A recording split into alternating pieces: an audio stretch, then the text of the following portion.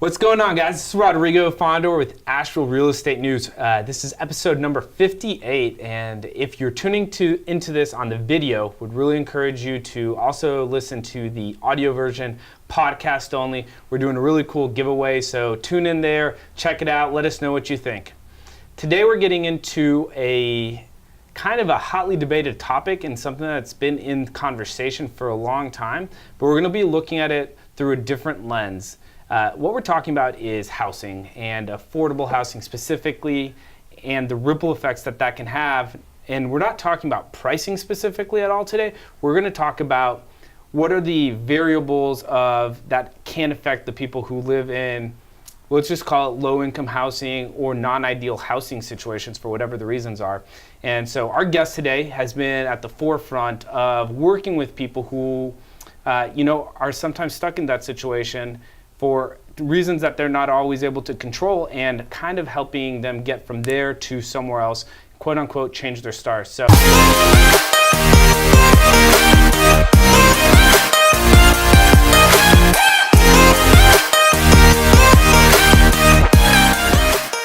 if you will, help me welcome Miss Jen Langdon Ramming. Thank you very much for joining us. Thank you. Thanks for having me. Yeah, absolutely. We've connected, I think it was back in January, around what OpenDoors does, and definitely want to give you a little bit of opportunity to explain what that is in a moment. But as you know, it's something that I agree with and makes a lot of sense as far as, working with kids and encouraging the dreaming component to come alive so that there can actually be a change on everything that follows behind that. And so why don't you give us a little bit of insight on how you got to Asheville and what OpenDoors is and how you got started with that? Okay, yeah, I know you got what we do immediately, so that's great when you meet people who really get it.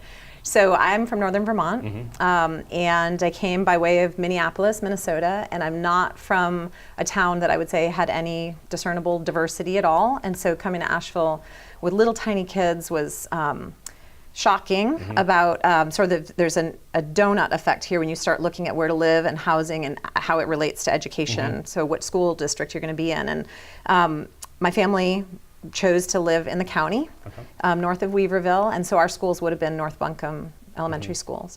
But when we went to go look at North Buncombe, we realized that there was just truly white Christian people, largely. I mean, Asheville's changed. I've been here 20 years, but what I brought with me was a wish for my kids to have a different experience than what I had, and that included having friends from different backgrounds. And to me, what was unusual about being in Asheville was that there was truly a black community that didn't exist where I was from, and so I sought that out and tuitioned my kids into the Asheville City Schools, thinking that I was going to be exposing my own family to a blissful type of diversity, which wasn't necessarily the case. And so as the kids grew, our oldest son entered kindergarten at Isaac Dixon Elementary.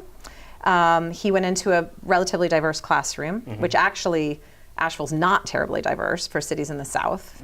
And Dixon is not a terribly diverse public school, but to me it really was. Well, it's the perspective, right? It's all relative. And so coming into a classroom where there were 5 or 6 African American kids, I was eager for my son to connect with them, and I volunteered in the classroom as a first-time mom, and found out that the kids who weren't thriving in the classroom were the black kids.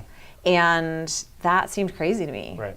My lens, I wasn't well versed in issues around equity and access, which meant I could see the issues around equity and access maybe more clearly. Right. Just because you were so new to it, then everything was like stark contrast. Yeah, very much so. Yeah. So I was asked to take 3 little boys out of the classroom because they were being disruptive, and they were the only 3 little black boys in the classroom. We went out into the hall, and I realized that by this time we're in 3rd grade, that they didn't even have sight words. They couldn't read the basic, I am anything. They didn't even have, one of them didn't even have his whole alphabet.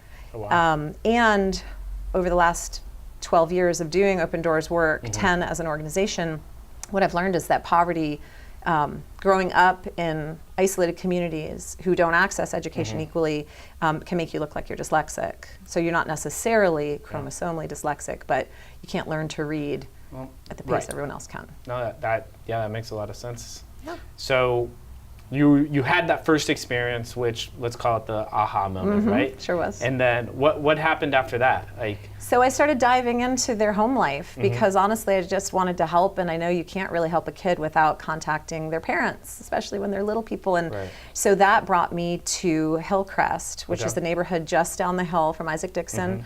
And it's public housing, and I had never been in a public housing neighborhood before. And Hillcrest at the time was kind of unique because it was gated. Right. And I think a lot of people were really afraid of entering Hillcrest, but I felt like with the boys, one boy specifically, that I had a guide. Like I wasn't freaked out by it. And maybe again, ignorance is bliss. I had no idea, you know, what the dangers could be. I didn't know about the drug economy. I didn't know how the families had been trapped there for generations at this point. Yeah.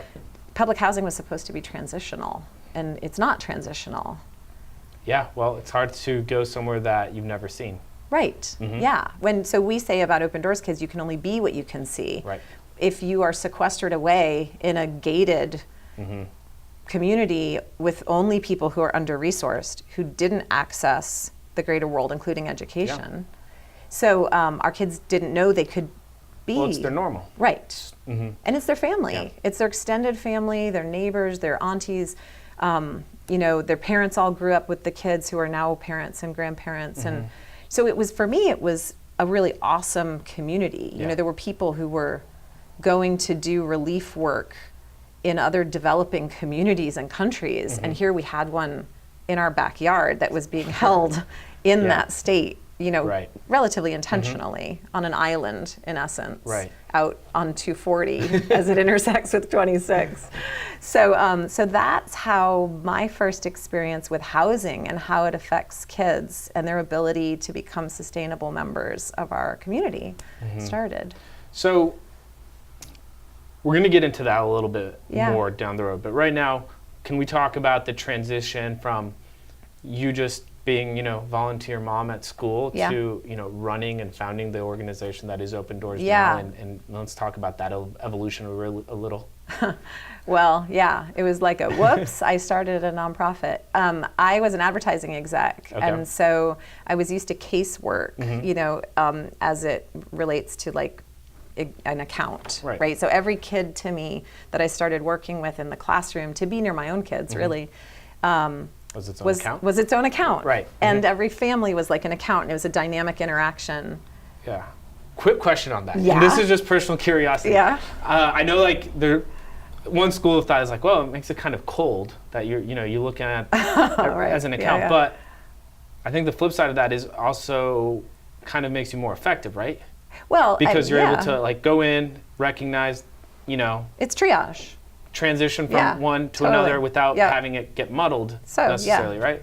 Yes. Is that a fair? I think so, but I mean, yeah, you're right. Well, so I mean, I spent many, many nights crying about what I was experiencing through the kids. I mean, I think, so social workers go with a passion for just that, right?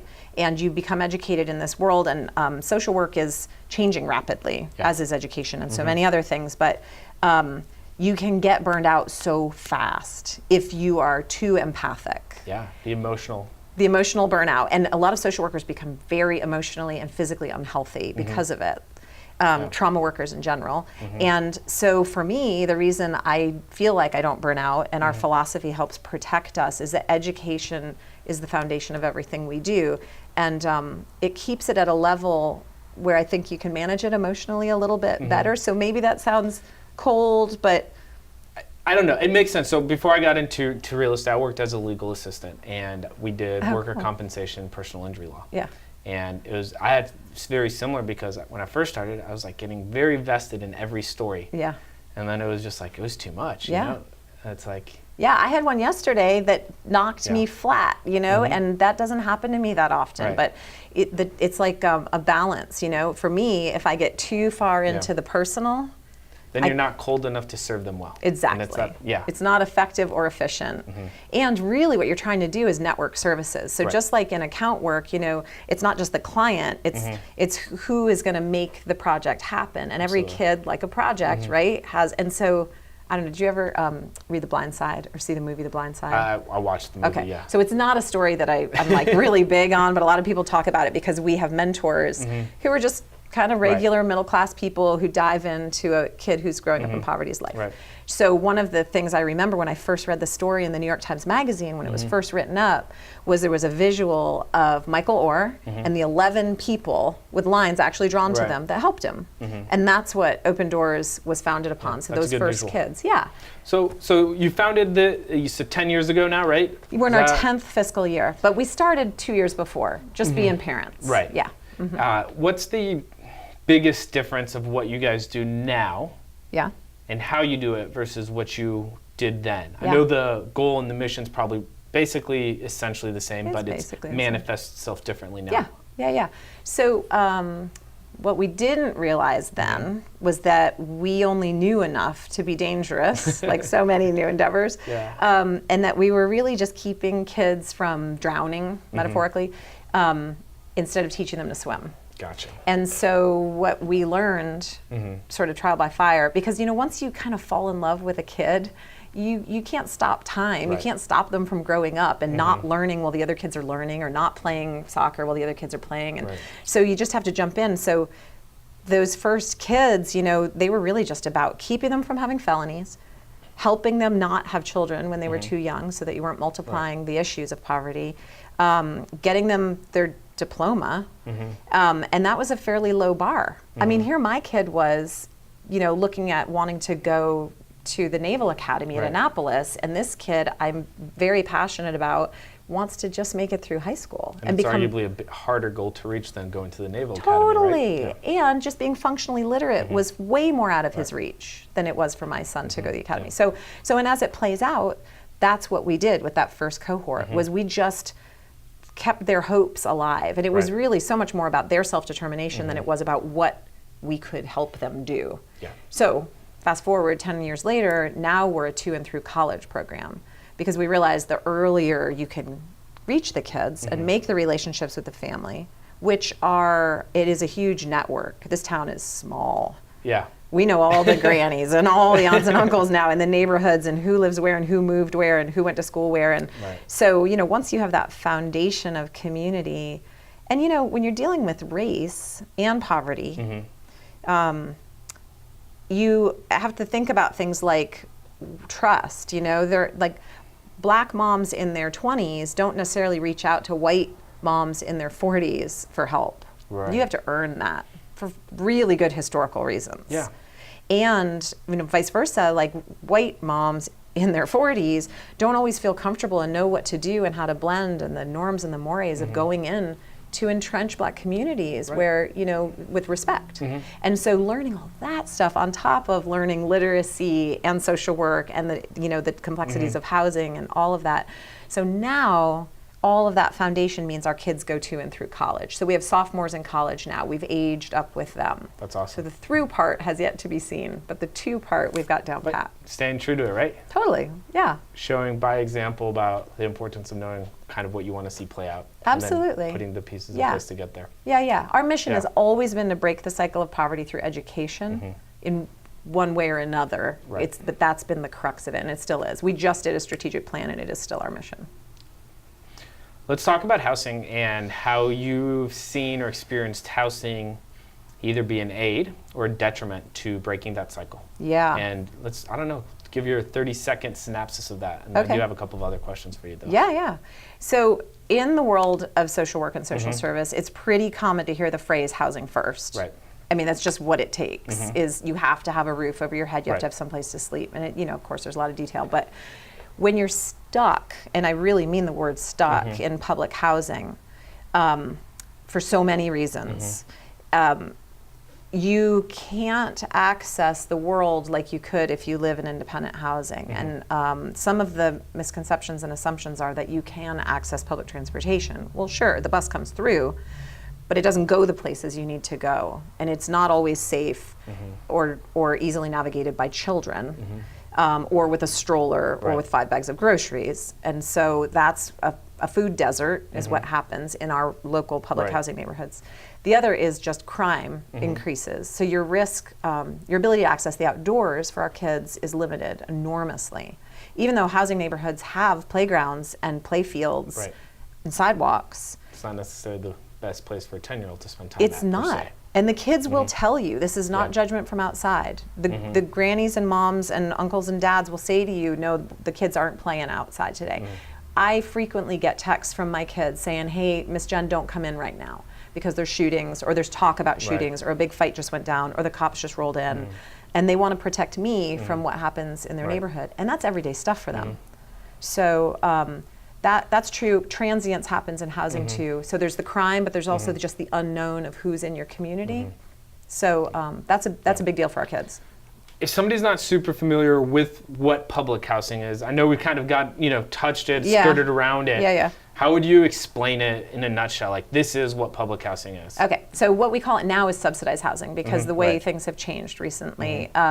So subsidized housing just means that you can't pay fair market price for housing. And it used to be, and I don't know what the baseline is right now because things have changed a lot in the last couple of years, but it used to be you could pay as little as $50 a month. If you were unemployed and you had dependents, you could gain housing for almost nothing.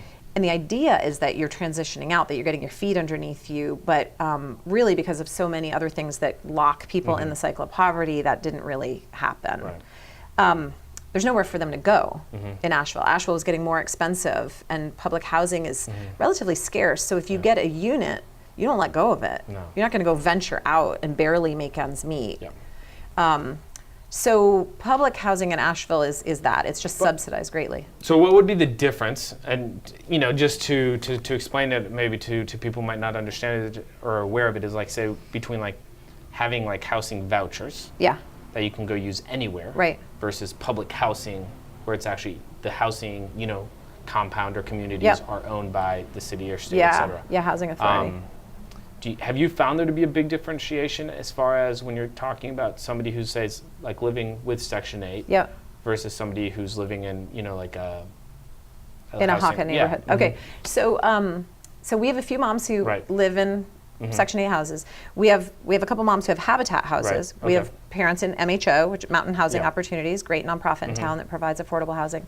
The difference is that there's such a scarcity, and that if you don't own a car, which most of our families don't, because it's very unaffordable, you really are limited where you can look, and there's just not enough of it.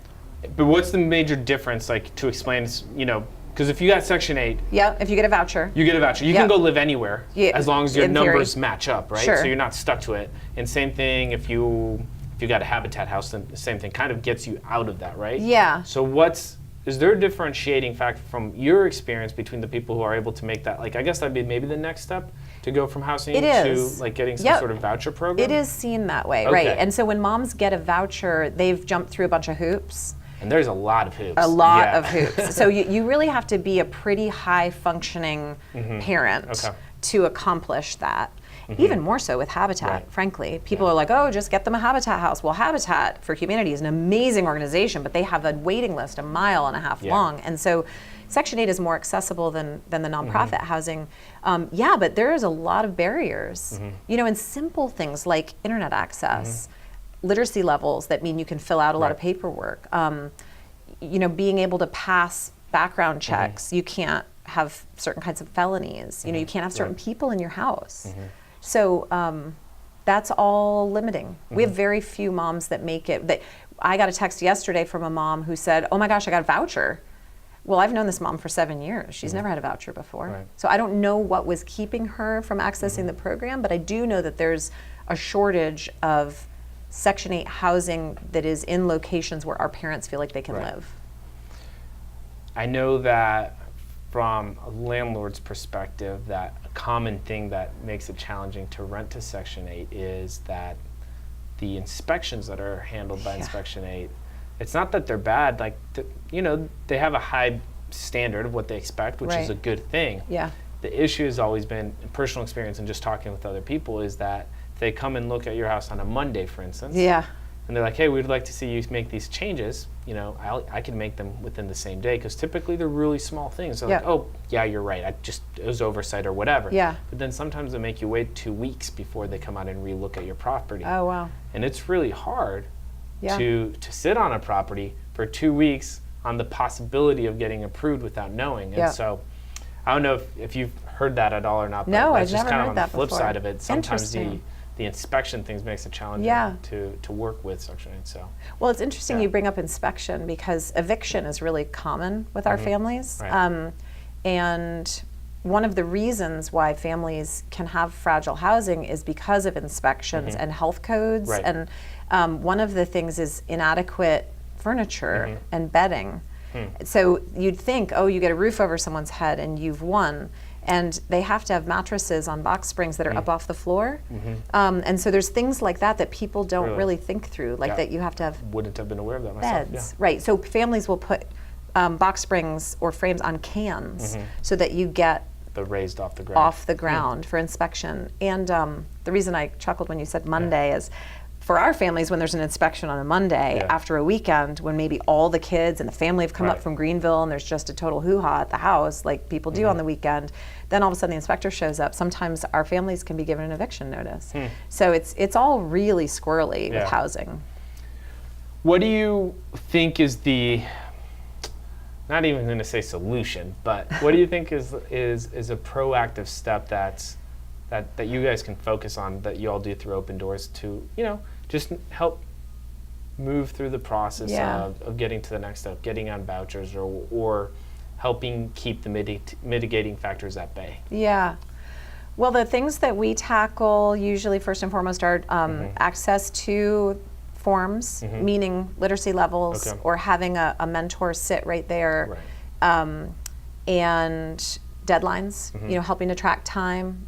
Parents who are working a couple jobs or are transient, it's hard to meet deadlines sometimes. And follow through, making sure they've got phones that are turned on. I mean, these are little things you don't think about, but just having a buddy system, a peer-to-peer methodology, and just knowing the rules, like for people to understand what the capacity of people can be in the house, or who can be on the lease and who can't be on the lease, and how to present yourself. Going through the fine print, Going et cetera. through all of those little things that some of us who have had more breadth of experience in life take for granted, maybe.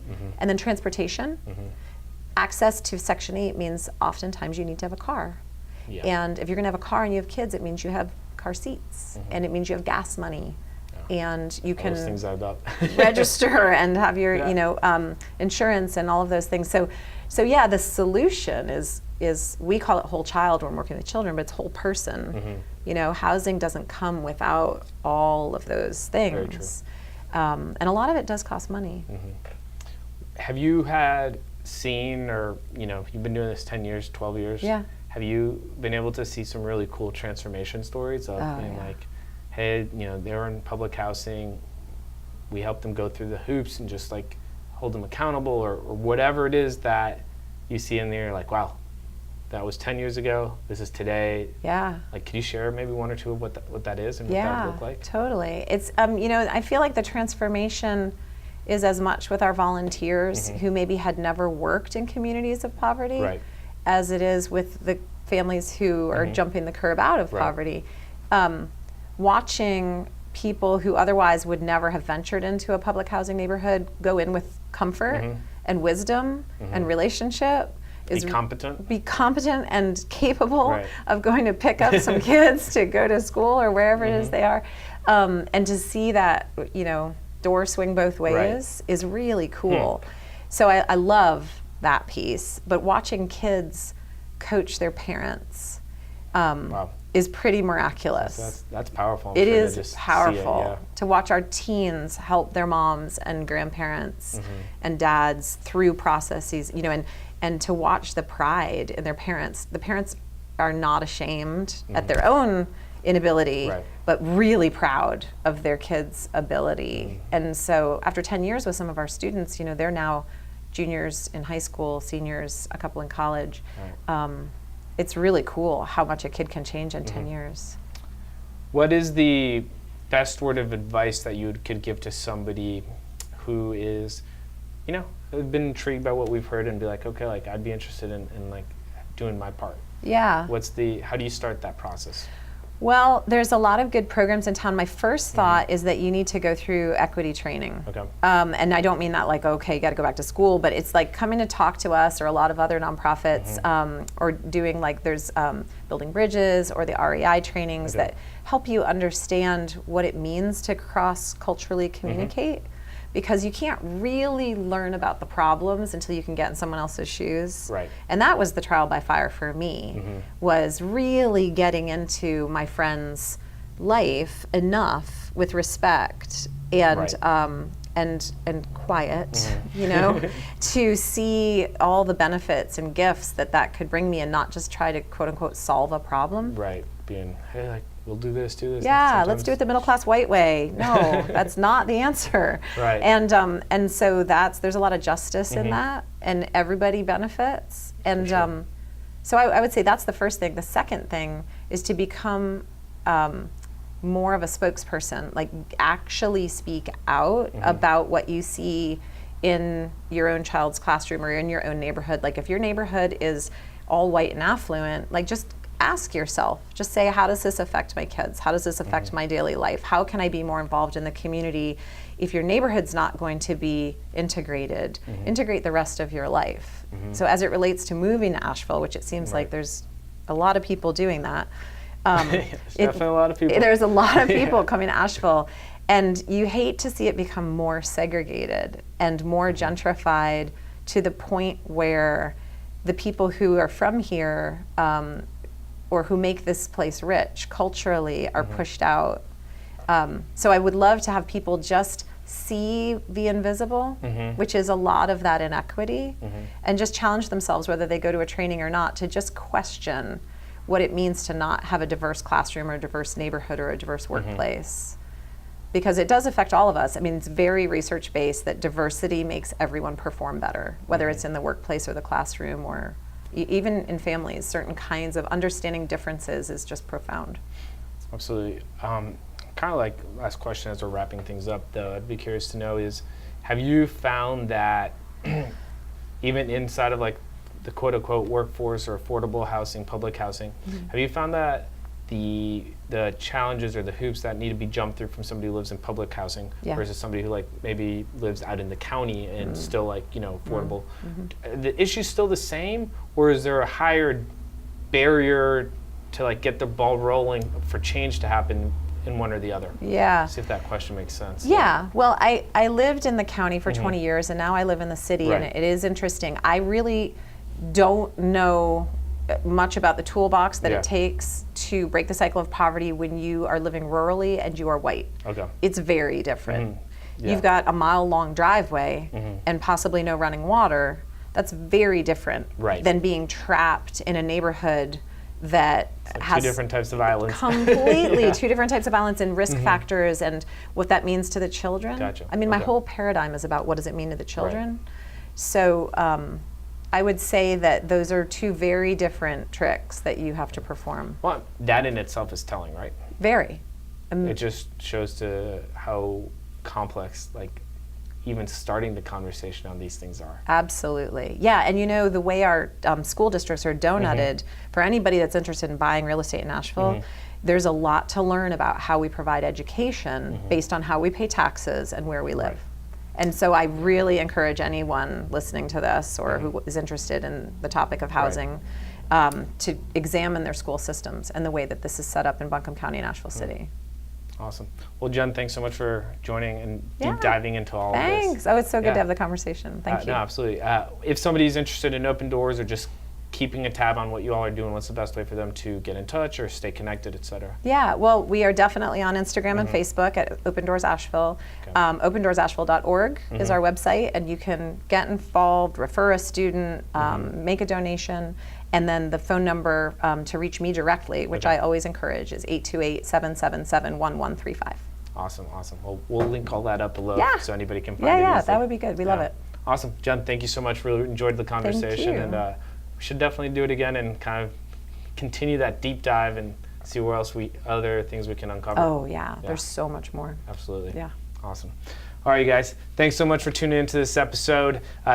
Share this episode with somebody. It's a good conversation for us to have. It'd be good if we can kind of get this out and get the conversation going, have the questions being asked. So you never know what conversation is going to lead to an answer to a question that's been asked for a long time. So once again, Asheville Real Estate News.